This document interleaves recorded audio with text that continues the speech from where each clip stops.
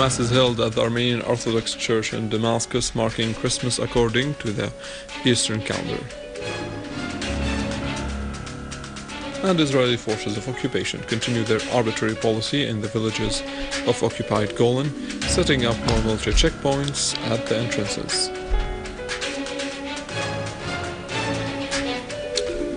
And the Iraqi Prime Minister calls for expulsion of the terrorists from Fallujah as Iraqis call for suing Saudi regime for supporting terrorism.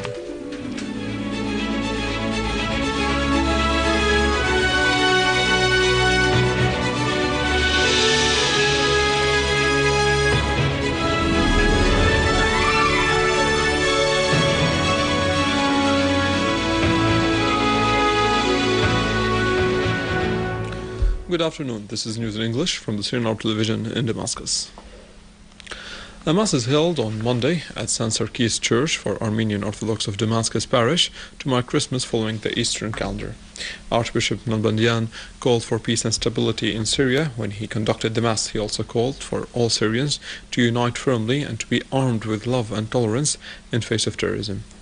Archbishop Nalbandian reminded the worshippers that Syria has always stood by their side during the hard times, calling on them to show their national feelings and to stand firmly in face of its enemies. ينعاد هذا العيد الأعجوبة وبهذه المناسبة. As part of the arbitrary policy followed by the Israeli occupation in the villages and towns of the occupied Syrian Golan, and with the aim of multiplying attempts to isolate the areas and to separate the villages there from each other, the Israeli forces of occupation set up a number of military checkpoints and barricades at the entrances of the occupied towns and villages. Also, as part of its racist policies, the Israeli occupation declared the devastated village of Jabbat al-Zayt, west of occupied Majd al-Shams, as a closed military zone.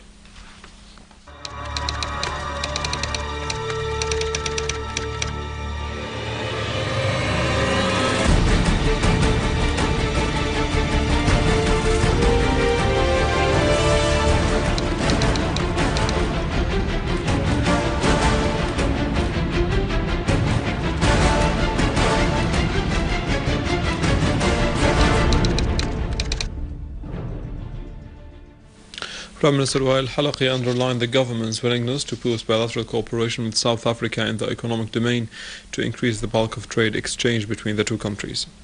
During his meeting with the South African ambassador to Damascus, Sean Benvildet, Prime Minister al-Halaqi voiced the government's willingness to boost prospects of bilateral cooperation and to benefit from the excellent experience of South Africa in achieving considerable economic growth and in the localization of investment. Al-Halaqi said that the growing role of the BRICS countries to become key economic and political players in the international arena has led to the formation of a new axis in the face of tyranny, colonialism and hegemony, leading to achieve a strategic balance in the international affairs. Al-Halaqi also asserted that the Syrian government is determined to fight terrorism and to restore security and stability to every inch of the Syrian territories. 4 million school students yesterday took the first term exams all over the country, giving the whole world a clear message saying that the children of Syria are more powerful than the fires of terrorism and Takfiri mentality. Taking the exams at the scheduled time set by the Ministry of Education is a new proof of the failure by the terrorists to undermine the Syrian students' will. The students' determination to continue their education has been fostered by the measures taken by the Ministry in cooperation with other bodies concerned and the students' families to guarantee the continuation of the educational process.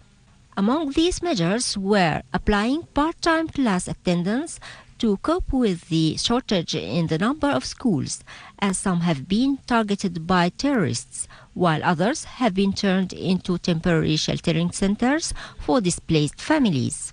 Efforts also included providing all educational process requirements and teaching and administrative staff. During a tour to a number of examination centers in the city of Damascus, Education Minister Hazwan Al-Wiz stressed the ministry's keenness to provide students with good and comfortable atmosphere to enable them achieve the required results. Al-Wiz announced that the Russian language will be taught at schools starting at the 7th grade, where students will have to choose between the French and Russian as a second foreign language beside English. The Ministry of Health yesterday launched the second national vaccination campaign against polio that targets 2.2 million children under 5. Health Minister Saad Al-Naif stressed that all health centers area prepared and ready to receive children and that vaccines are available in all the provinces. He added that the 5-day vaccination campaign, just like other previous or coming campaigns, is carried out in cooperation with civil society associations to ensure access to all areas. The immunization campaigns inside Syria have coincided with several similar campaigns in neighboring countries through medical centers on the crossing borders to ensure that all targeted children are reached. Rodolphe Tangram of Polio Program at the World Health Organization hailed the Health Ministry's preparations for the vaccination campaigns and the great turnout to the health centers, stressing that the ministry is doing a great job. He noted that the current campaign is going in the right direction in terms of both preparation and implementation. The campaign targets 750,000 children in Aleppo, 47,000 in Suwaida, 328,000 in Hama, 108,000 in Daraa, 141,000 in Homs, and 241,000 in Hasaka. Those include children at schools and makeshift residential centers who can have access to vaccines through the health centers and medical workers and volunteers, in addition to mobile teams and the Syrian Arab Red Crescent teams, so as to reach children in inaccessible areas. The Ministry of Health has set a plan to carry out 6 nationwide vaccination campaigns against polio after a number of polio cases have been detected in Syria.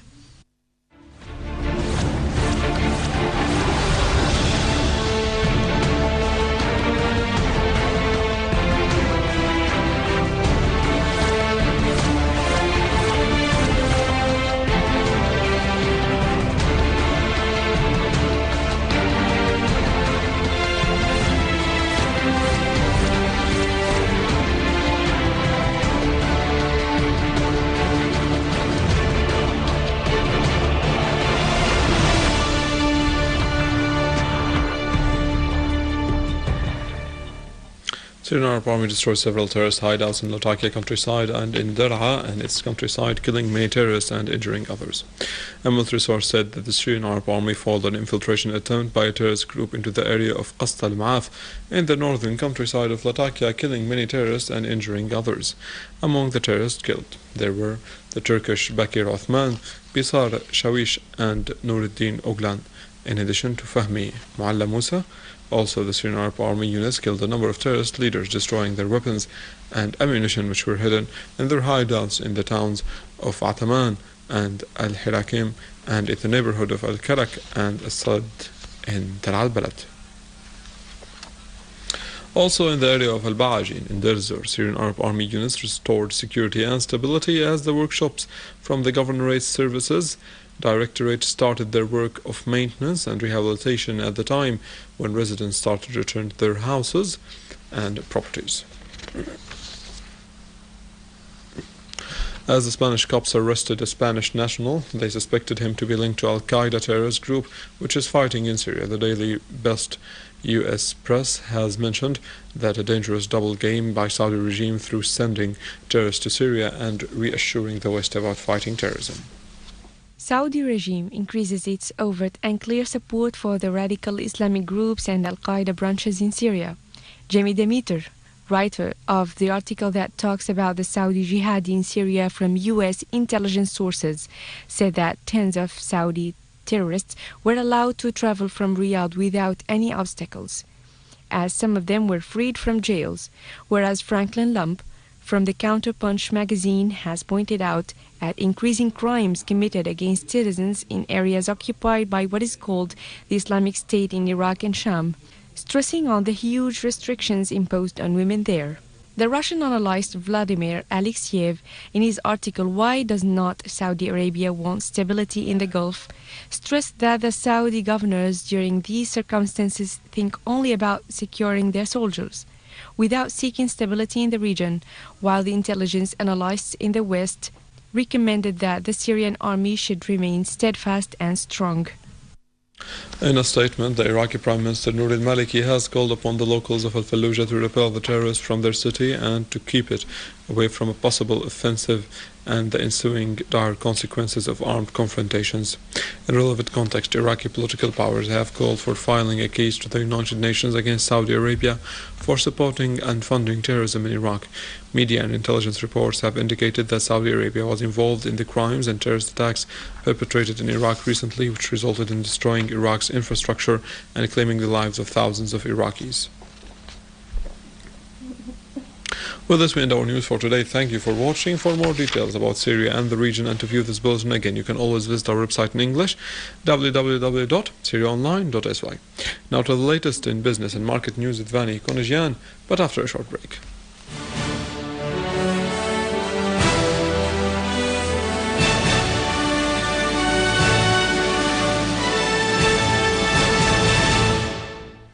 The General Director of Cement Company in Tartus province said that the total values of cement paid last year amounted to 9.5 billion Syrian pounds, while the total quantities of the sold and produced cement amounted to nearly 2 million tons. He pointed out that despite the great difficulties due to the current crisis and the decrease of production, the company made profits through reducing expenditure. Director of the General Establishment of Sugar said that the company has concluded a contract to buy 25,000 tons of unprocessed sugar to be processed in the two companies of sugar in El Ghab and Homs province. He added that the quantities of the processed white sugar would be distributed among the citizens. Director of the Cooperative Agricultural Bank in Mhardeh town in Hama province said that the bank has started to pay about 148 million Syrian pounds as a price for the cotton crops produced by the farmers and sent to the ginneries of the province. For his part, Director of the Agricultural Bank in Selhab said that the bank has also started to pay about 133 million Syrian pounds as a price of the cotton produced by the farmers for the season with no difficulties whatsoever. Noteworthy is that the two agricultural banks in Mhardeh and Selhab have taken some measures to facilitate the payment of the prices of the strategic crops, on the top of which is cotton.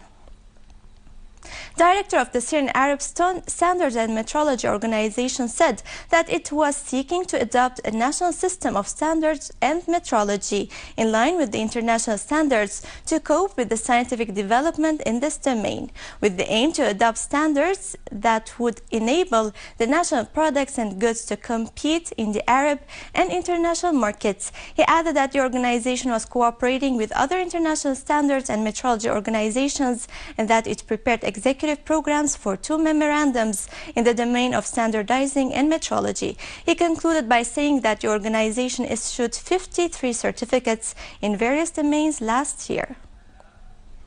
And now over to some main currencies exchange rates according to the bulletin of the Central Bank of Syria.